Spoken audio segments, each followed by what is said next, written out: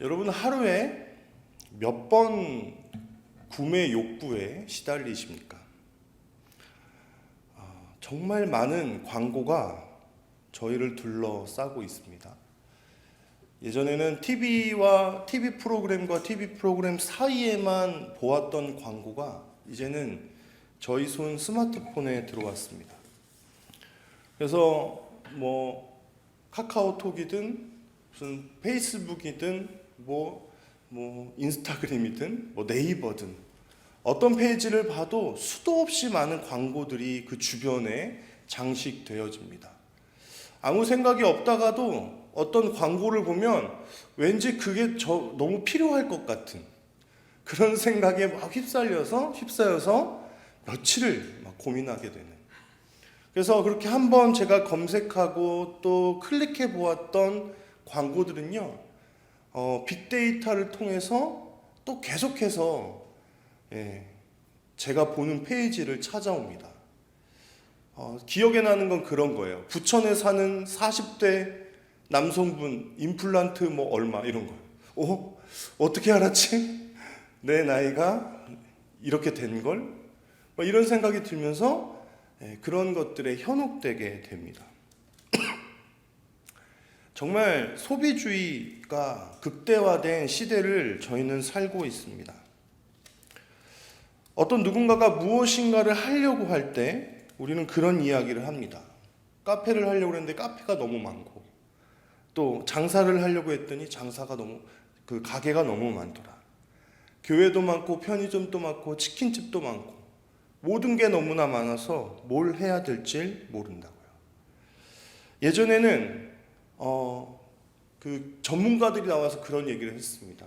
옛날에는 한 아파트의 건물 구조가 다 획일화되어 있다 보니까 가만히 생각해 보면 내가 아침에 일어나서 화장실에서 변을 볼 때, 좀 불편한 얘기지만요, 사실을 생각해 보면 내 위에도 누군가는 변을 보고 있고 쪼르륵 똑같이 그 한 열로 많은 사람들이 똑같은 일을 보고 있을 수도 있다라는 거예요. 그런데 요즘은 소비자들의 구미에 맞게 그 아파트의 모양을, 그 구조를 변화를 줄 수 있습니다. 물론 돈을 많이 줘야겠죠.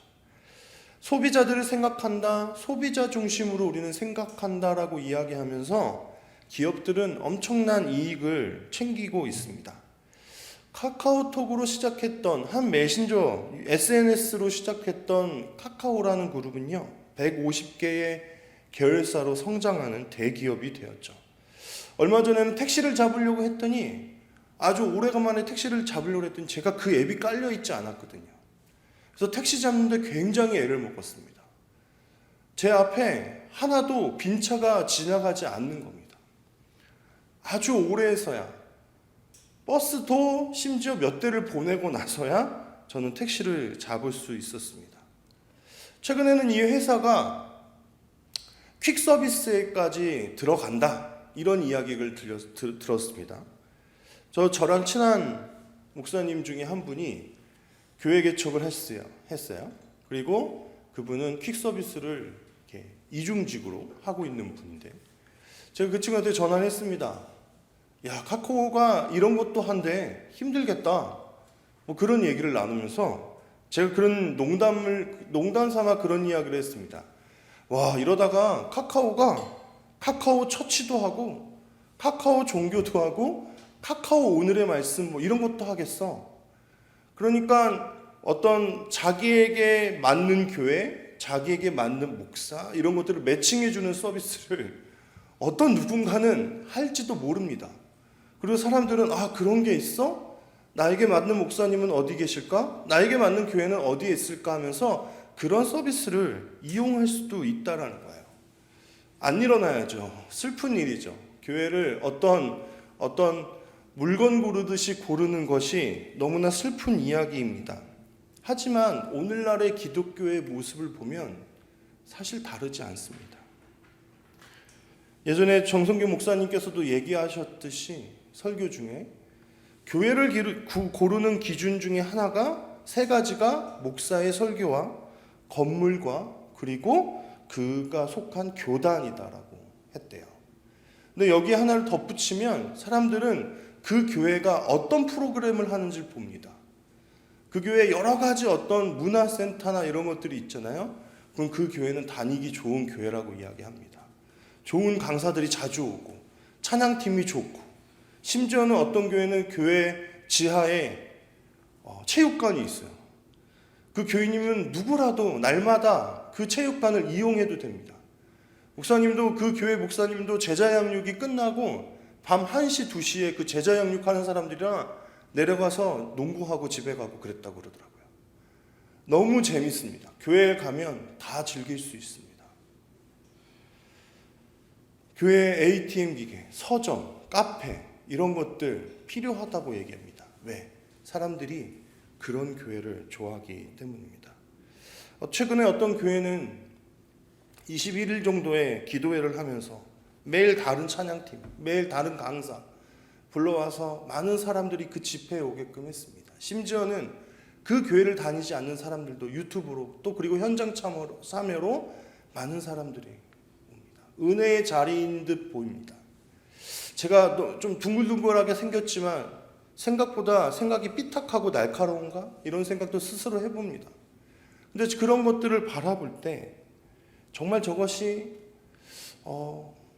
소비주의의 극대화된 현상 중에 하나는 아닌가?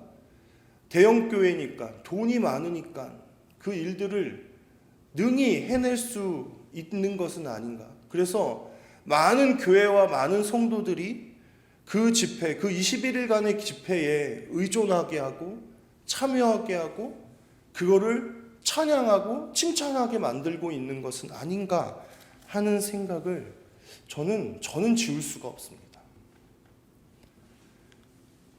신자들은, 기독교인들은 소비자입니까? 소비자처럼 행동하고 그리고 소비자처럼 대우하는 한국 교회가 정말 좋은 모습으로 존재하고 있는 걸까요? 그래서 그런 모습들을 바라볼 때 좀 마음이 헛헛합니다.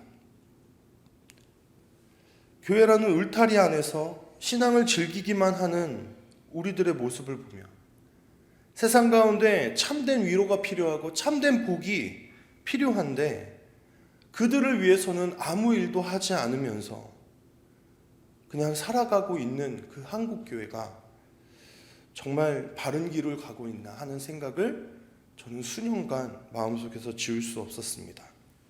무엇을 놓치고 있을까요?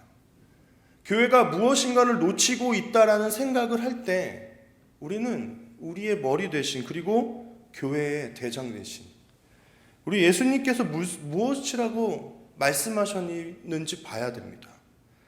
마태복음 28장 19절과 20절입니다. 우리 함께 읽겠습니다. 시작. 그러므로 너희는 가서 모든 민족을 제자삼아 아버지와 아들과 성령의 이름으로 세례를 베풀고 내가 너희에게 분부한 모든 것을 가르쳐주게 하라. 어쩌다 내가 세상 끝날까지 너희와 항상 함께 있으라 하시니라. 예수님의 바람은 그분을 믿는 자들, 신자들이 가고 또 제자 삼고 세례를 베풀고 가르치고 그들이 그 가르침을 지키게 하는 데까지 살아가는 것을 바라십니다.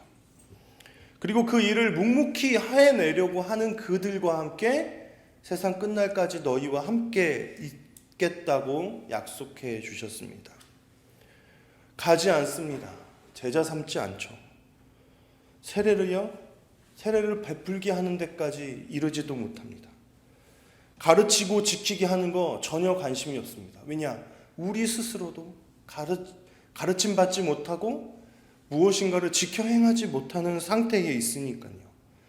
어려운 말입니다. 너무 어렵고 사실은 귀찮은 말입니다. 나 혼자 잘 신앙생활하면 장땡이지. 뭘 내가 그런 것까지.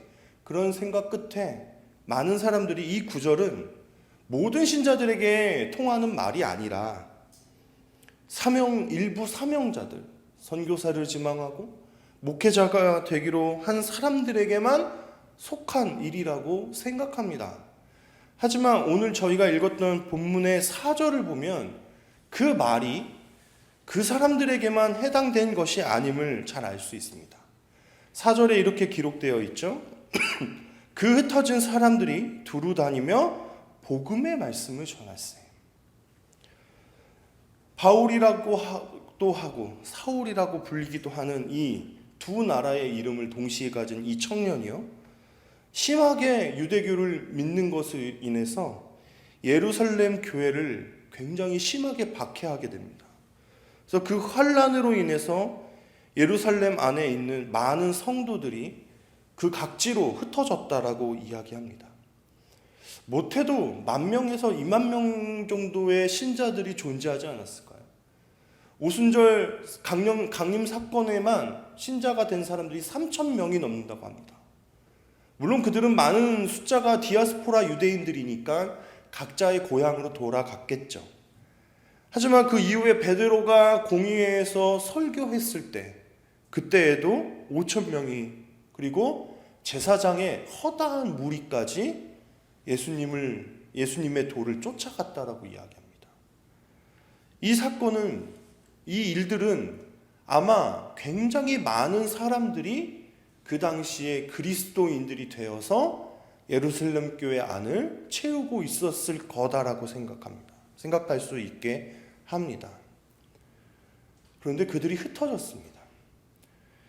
여러분, 우리가 베드로와 바울, 이런 사도들만 그 사도행전의 역사를 써갔다라고 생각하는 것은 굉장히 착각입니다.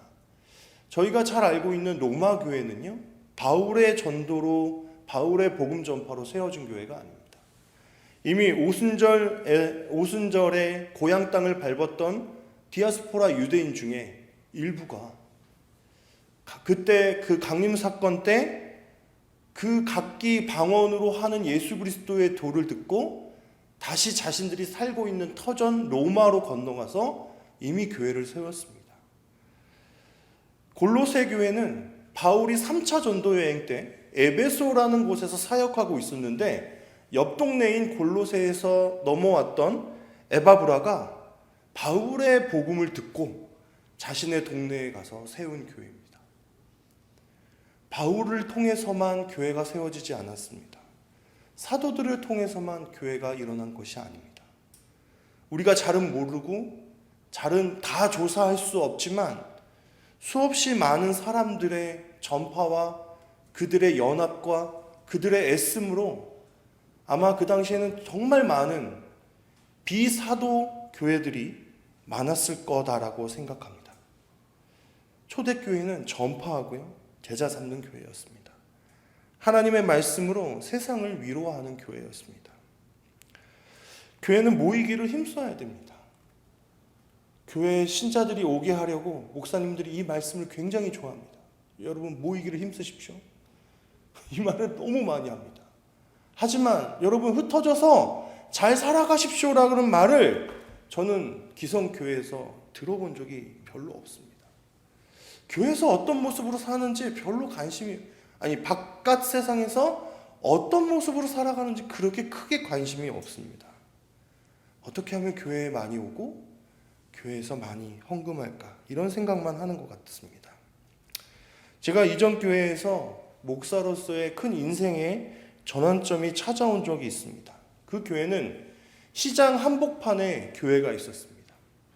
그래서 간혹 사무실에서 늦게까지 일을 마치고 또 집으로 돌아갈 때 한 5분 정도 걸어가면, 5분에서 10분, 그러니까 시장길로만 5분 정도를 걸어가면 저희 집으로 가는 다른 골목이 나오거든요. 근데 그 시장길은 참으로 놀라운 곳이었습니다. 왜냐하면 그곳에서 수많은 신방이 일어났기 때문입니다. 교회에 안 나오고요, 시험 기간이라고 학원 갔다라고 얘기하는 아이들, 오랫동안 나오지 못했던 장기 결석자, 그런 아이들을 그 길에서 만납니다. 그래서 한두 마디라도 건네고요, 그 시장길에서 붕어빵이라도 사 먹이면서 얘기하면서 다시 교회에 나올 수 있게끔 만들었던 기억이 많이 있습니다. 그러면서 무슨 생각을 했냐, 내가 하루 종일 사무실을 지키고 교회 여러 가지 업무들을 해내야 할 때는 별로 나에게 기쁨이 없었는데 그냥 잠시 그 시장길을 걸어가는 그 짧은 사이에 얘도 만나고 쟤도 만나고, 그래서 그 아이들에게 위로하고 격려하고 또 교회에 나올 수 있도록 하는 그 짧은 그 길이 저에게 너무 소중했다는 겁니다. 그래서 그런 생각을 했습니다. 내가 아이들을 만나려면 뭘 해야 될까? 그때 당시에 어떤 목사님이 학교를 중심으로 교회를 세워나간다. 그러니까 그 학교 안에 믿는 자들이 있잖아요. 믿는 학생들이 있잖아요. 그들을 훈련시키고 신앙을 돈독하게 하고, 그래서 그들을 마치 선교사처럼 학교에 파송하는 사역을 한다고 하더라고요. 그렇지. 학교에 학생들이 많으니까 학교에 들어가자. 그래서 제가 건의했습니다. 피곤한 일이지만 제가 학교에 가서 동아리 같은 거 한번 해보면 어떨까요? 그런 루트가 있는지, 기회가 있는지 한번 학교에다 문의해보면 어떨까요? 하고 교회 측에 요구했었습니다. 하지만 거절당했습니다. 학교가 거절했을 수도 있습니다. 그러기가 쉽습니다. 근데 학교에 가서 거절당하기 이전에 이미 교회에서 거절당했습니다. 왜요? 저는 교회의 여러 가지 일들을 돌봐야 되는 전임 사역자라고 불리는 사람이었기 때문입니다. 닭장에 갇힌 것 같았습니다. 교회 일을 하도록 어떤 프로그램에 움직이는 AI 로봇 같다라는 생각을 했습니다. 물론 성도님들과 즐거웠습니다. 학생들과도 많은 추억을 만들었죠. 하지만 동시에 그냥 제가 한 사람의 목회자로서 그냥 이 정도만의 사역으로 만족하면서 사는 것이 맞는지 의구심이 들게 됐습니다. 그러다가 제가 개척학교, 교회 개척학교 수비라는 곳에 갑니다. 그곳에서 제가 안태훈 목사님과도 만났습니다. 그래서 그때 처음 저는 예인교회라는 곳이 있다라는 이야기를 들었습니다. 본 강의가 들어가기 전에 그 수업들을 수행하려면, 따라오려면 어떤 일정의 책 독서를 해야 되는데 그게 되어 있지 않으니까 2주 정도를 먼저 더 빼서 먼저 만나서 책 읽기를 하자고 거기에 그 디렉터 목사님이신 김종일 목사님께서 요청하셨습니다. 그래서 책 모임을 하는데 그곳에서 저는 크리스텐덤 교회와 선교적 교회가 있다라는 얘기를 듣습니다. 더 충격받은 건 선교적 교회라는 이야기는 어렴풋이 들었는데 제가 그 충격을 받은 포인트는 크리스텐덤이라는 것이 제가 속해 있는 교회다라는 생각에 너무나 충격일 수밖에 없었습니다. 크리스텐덤은 기독교 왕국이라는 뜻이죠. 전 유럽이 하나의 기독교 왕국이던 시절을 일컫는 말입니다. 313년에 콘스탄틴 황제가 기독교를 공인하면서 기독교는 이제 로마로부터 박해를 받는 종교가 아니라 공적으로 인정받는 종교가 되고 나중에는 아예 로만 카톨릭을 넘어서 유럽 전체의 공식 종교가 되죠. 그래서 그 당시에는 교회를 떠나서 아무것도 할 수 없었던 시절입니다. 그래서 하나의 큰 울타리, 크리스텐덤을 이루면서 살았죠. 그런데 오늘날은요, 그냥 일반적인 대형교회나 어떤 일반 교회들을 향해서도 크리스텐덤이라고 얘기합니다. 그 규모가 크지 않아도요. 왜? 어떤 자신들만의 울타리에 갇혀서 밖으로 향하는 어떤 전도도 없이 그냥 그 안에만 머물러 있는 교회 모두를 사실은 크리스텐덤이라고 합니다. 제가 짧게 이게 구별이 너무나 저한테는 너무 중요한 일이어서 표를 그려봤습니다. 크리스텐덤은 끌어모으는 것에 관심이 있습니다.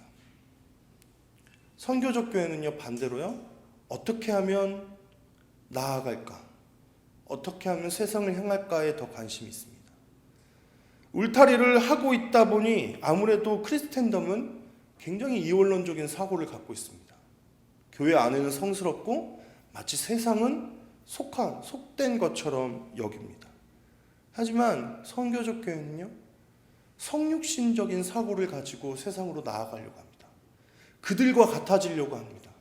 그들과 같은 눈높이에서 어떻게 하면 복음을 전파할까를 고민합니다. 크리스텐덤은 괴충 구조입니다. 뭐 밑에 뭐가 있고 뭐가 있고 뭐가 있다고 합니다. 예전에 그런 엄청난 이야기를 들었습니다. 장로님들이 안수 집사님들을 향해서 어디 안수 집사들 따위가 장로에게 대드냐고 그런 어마어마한 계층적인 수직적인 그런 이야기를 하는 것을 보고 제가 경악한 적이 있습니다. 아, 뭔가 올라가야 되는 거구나. 하지만 성교적 교회는요, 수평적입니다. 똑같이 여깁니다. 그것을 저희는 사도적이다라고 이야기합니다. 성도를 목양하고 성도들을 대하는 측면에서 크리스텐덤은요, 굉장히 유지관리식입니다. 신방했어? 신방해. 전화 돌렸어? 이러면서 출석 체크하고요. 뭐 이런 것들을 합니다. 하지만 성교적 교회는 유동성이 있습니다. 오늘의 내 교인이 내 교인이 아닐 수 있습니다. 언제라도 그 사람이 선교적 마음을 가지고 세상으로 나아가면 격려하고 축복을 내려줍니다. 그래서 크리스텐덤은 예배 중심적입니다. 예배에 목숨을 겁니다. 예배만이 살 길을 하고 이야기합니다. 하지만 선교적 교회는 선교를 하다 보면 선교되어지는 사람들과 예배할 수 있다라고 이야기합니다. 크리스텐덤은요, 사실은 그렇게 성경적인 양식이 아닙니다. 아주 오랜 시간 동안 기독교를 유지시켜온 한 양식일 뿐입니다. 그것을 우상화될 필요 없습니다. 그런 거 넘어가가지고 제가 선교적 교회를 막 주장하고 다닐 때 처음에 표정들이 좋지 않습니다. 뭔 소리 하는 거야? 교회들이 저렇게 든든하게 있는데 이상한 헛바람이 들어간 건 아닐까 하고 생각합니다. 그런데 우상이 되어버렸습니다. 예루살렘 교회를 바라보듯이 로만 가톨릭을 바라보듯이. 마이클 프로스트와 앨런 허시는요, 이렇게 이야기합니다. 우리 함께 읽어보겠습니다. 선교적 교회는 보냄받은 교회다. 이것은 나가는 교회이며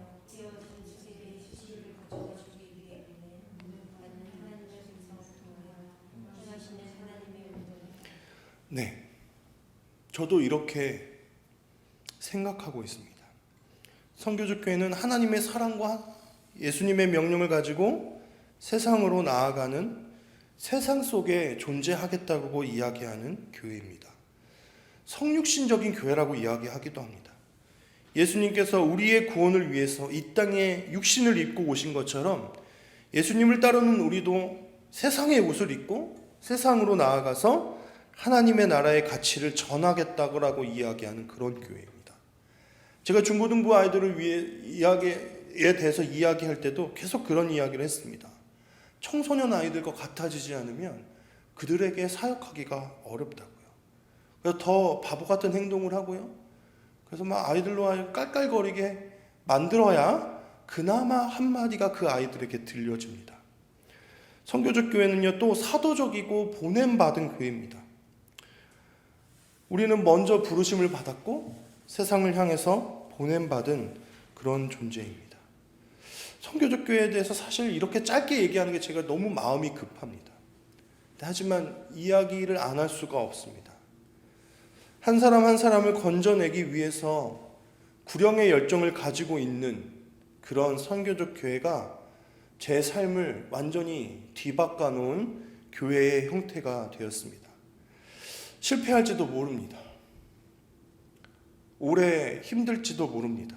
하지만 저는 제 인생에서 제가 사역하는 제 삶에서 이 일, 저 한 사람만은 이 선교적 교회를 한 번쯤은 꼭 시도해 봐야 된다라고 생각했습니다.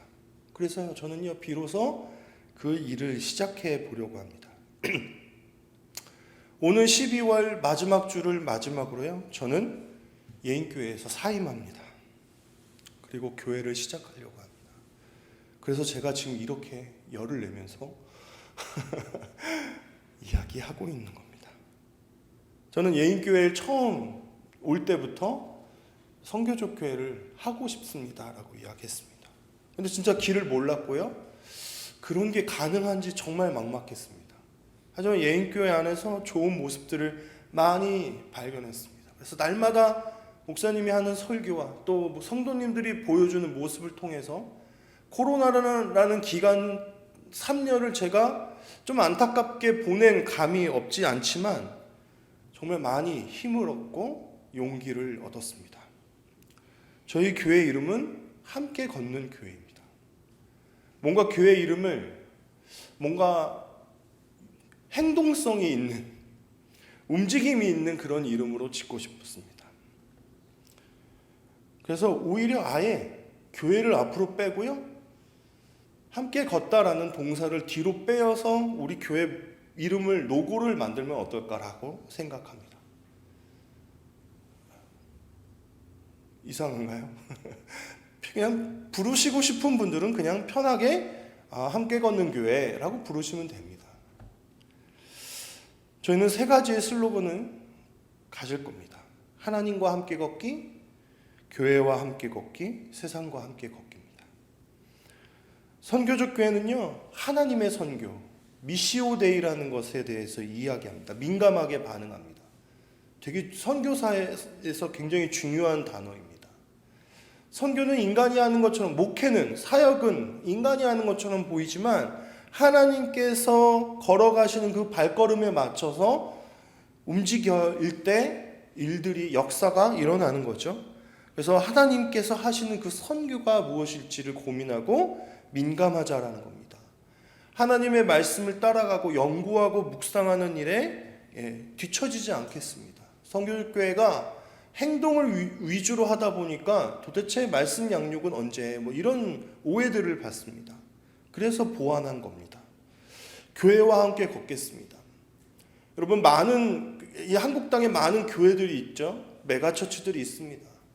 그 교회들이 한국 교회 안에 필요하다고 얘기합니다. 왜냐하면 그들은 재력이 있어요. 인력이 있습니다. 그래서 좋은 일들을 많이 합니다. 근데 누군가가 그렇게 이야기하더라고요. 자칫 잘못하면 대형교회가 하는 사역과 복지가, 어떤 구제가 자칫하면 그냥 돈으로만 하는 것으로 끝날 수가 있다고. 마음이 담기지 않을 수 있다고.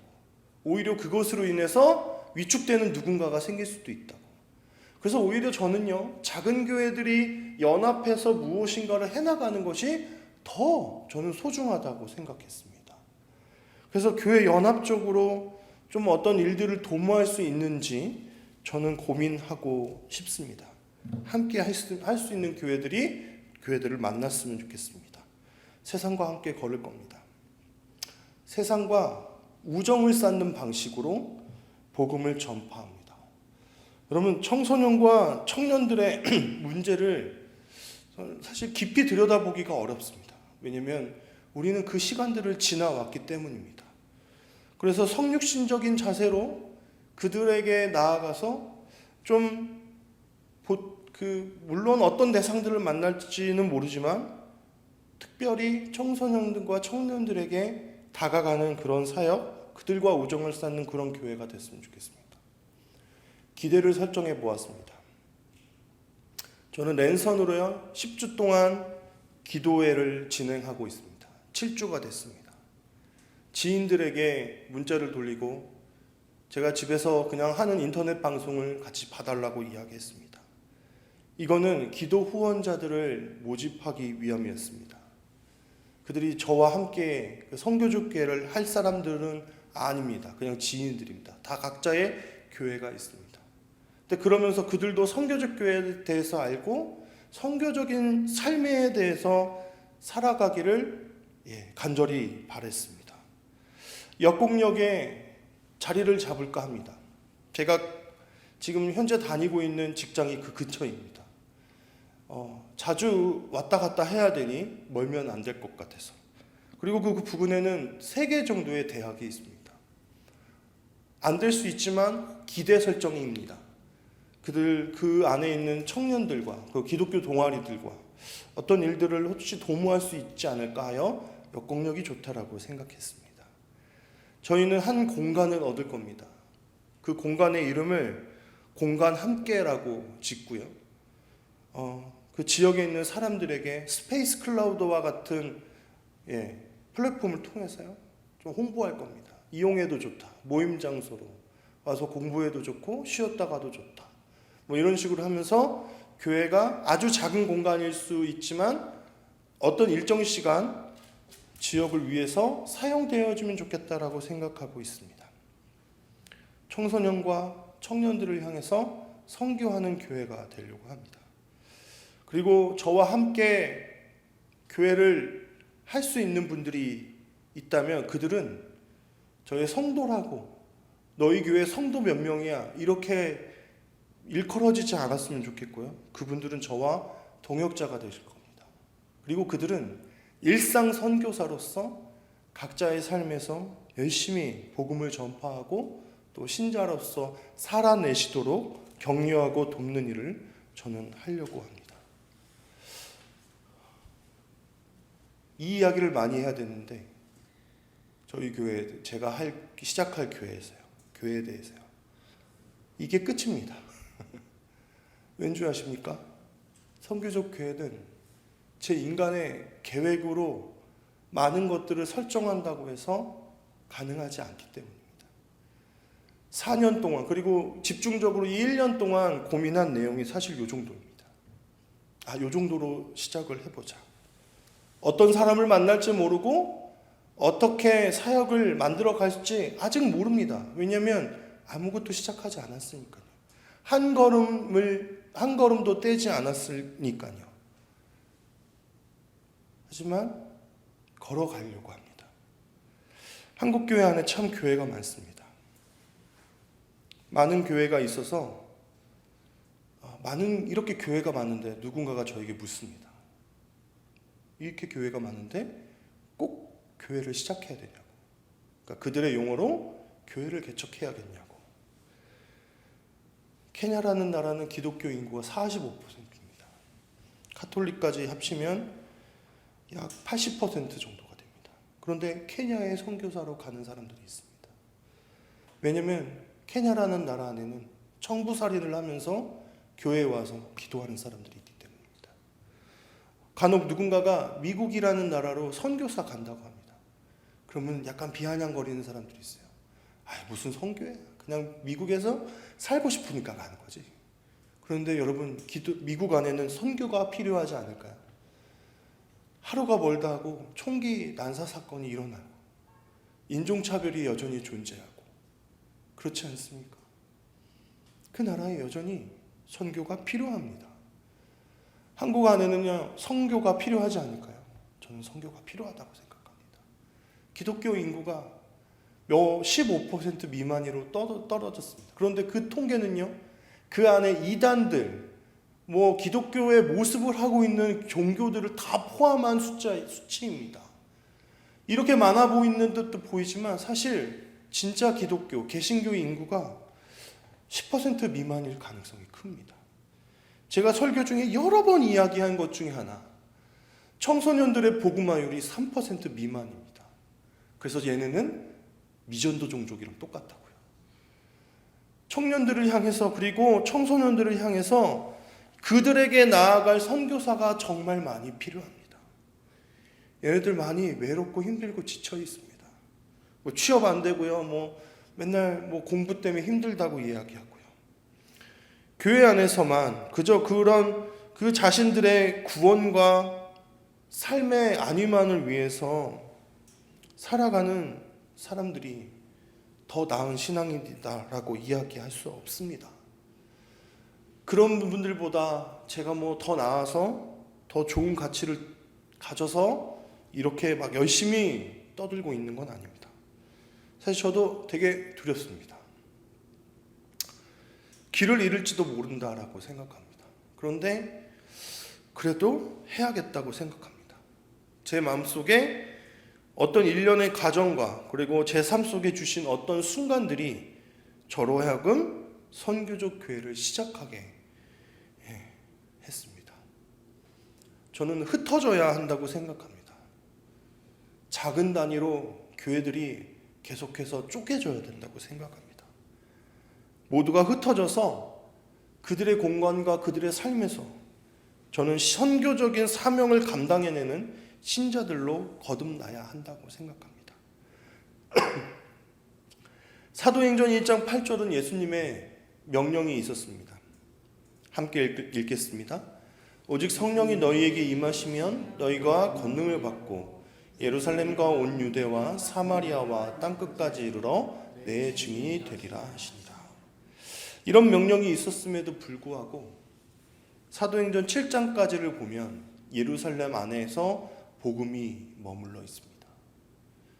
그것이 하나님의 계획인지 아니면 어떤 횡포를 부리는 한 인간으로 인해서 자연스럽게 일어난 일인지 우리가 다 알 수는 없지만 바울의 난폭한 행동들로 열심히 그리스도인들을 잡아다 투옥시키는 일로 인해서 교회는 흩어지게 됩니다. 사마리아와 땅끝까지 이르러 복음을 전하라고 했는데 이 사도들조차 예루살렘 안에 머물러 있습니다. 8장 4절에서 많은 사람들이 흩어져 있다라고 얘기하는데 9장에 가도 여전히 사도들은 예루살렘 안에 있다라고 이야기합니다. 그들이 이 명령을 받은 첫 증인들인데 그들조차 예루살렘 교회 안에 머물러 있는 겁니다. 물론 남은 신자들을 돌보기 위함이었을 수도 있겠죠. 하지만 어떤 일로 말미암아 교회는 흩어졌습니다. 여러분, 교회는 흩어질 겁니다. 어떤 일들로 인해서, 어떤 사정으로 인해서 하나님께서는 분명히 또 흩어지게 하실 것입니다. 저와 같이 선교적 교회라는 이야기를 듣고 흩어지는 사람들이 있고, 어떤 사람들은 어떤 개인적인 사정으로, 어떠한 교회의 시스템으로 인해서 분립을 하거나 어떤 목사님의 그런 권유처럼 작은 교회들로 다 흩어지는 그런 일들이 있습니다. 그래서 다시 한국 교회를 세워가야 된다라고 저는 생각을 합니다. 이름도 없이 아무런 기록도 없이 수천 명이 되는 사람들이 흩어져서 하나님의 복음의 확장을 이끌어내었습니다. 그 중에 한 사람, 7명의 일꾼으로 선출되었던 빌립, 그는 유대인들이 굉장히 극혐하는 사마리아라는 사람들이 사는 땅으로 갔습니다. 그들에게 복음을 전파했고, 그리고 어떤 이적들을 행해서 그들이 빌립의 말을, 빌립이 전하는 예수 그리스도의 복음을 따르고 쫓아가도록 만들었습니다. 그렇게 빌립이 사마리아 땅에 복음을 전파한 결과 마지막 절 8절의 기록이 그렇습니다.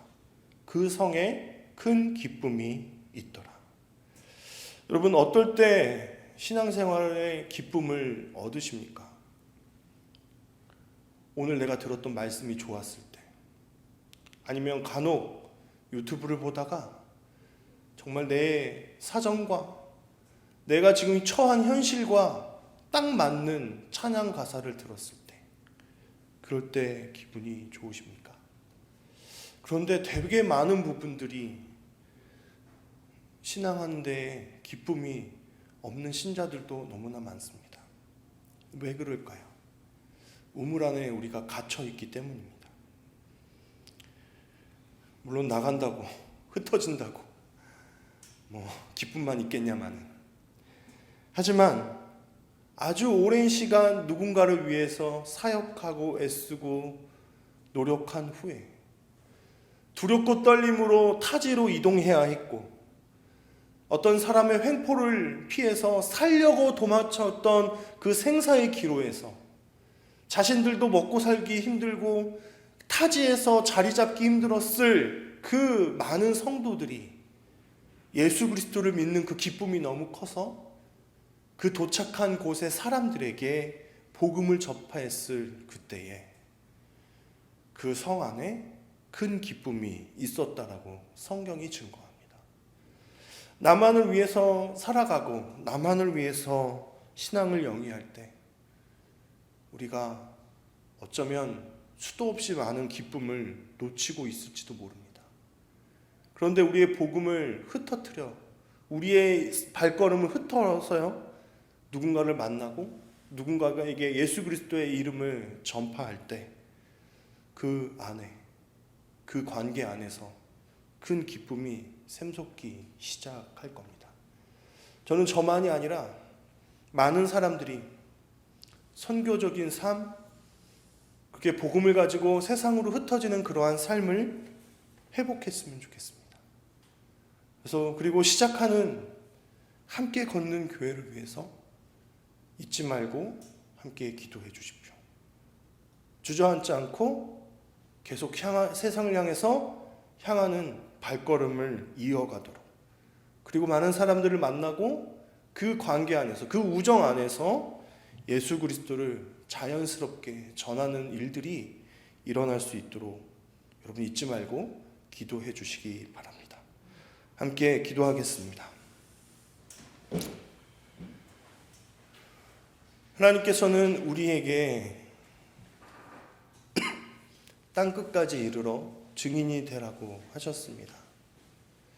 누군가의 증언을 통해서 하나님을 믿게 된 우리는 현재 나 자신만을 위하고 나 자신만의 안위를 위해서 살아가는 그러한 크리스찬들로, 예루살렘 교회에 머물러 있는 그러한 신자들로 살아가고 있는지도 모릅니다.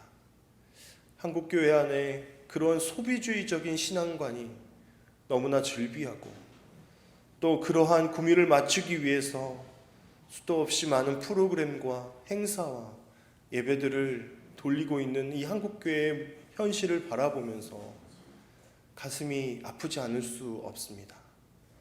세상은 계속해서 교회를 혐오하고 미워하고 이해하지 못하는 그러한 세상 속에 살면서도 도저히 선한 모습을 보이려고 하지 않고 그들에게 예수 그리스도의 사랑을 전파하려고 하지 않는 많은 교회들을 바라보면서 그냥 가슴이 답답할 뿐입니다.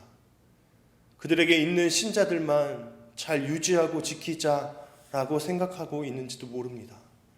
신자들은 내 대해서 나는 예수 그리스도를 믿었으니 다행이다라고 생각하며 아무것도 하지 않는 모습으로, 그냥 주저앉은 모습으로 그렇게 살아가고 있는지도 모릅니다. 하지만 우리들의 다음 세대는, 그리고 우리들의 자녀들은 하나님을 믿는 자들이 없고 그 안에 함께 신앙생활을 해나갈 동료들이 없어 믿음을 잘 지켜내기가 어려운 현실 속에 살아갑니다. 그렇다면 먼저 하나님을 믿었고 하나님께 부름을 받은 우리가 그 다음 세대들을 위해서 무언가를 해주어야 되는 것은 아닌지 다시 한번 우리의 삶을 돌아보게 인도하여 주옵소서. 선교적 교회라는 거창한 이름을 가지고 시작합니다. 하지만 그 걸음은 굉장히 작은 발걸음입니다. 어떻게 시작해야 될지, 누구를 만나야 될지, 어떤 사역들을 해나가야 될지 아직 그 길이 보이지 않고 막막합니다.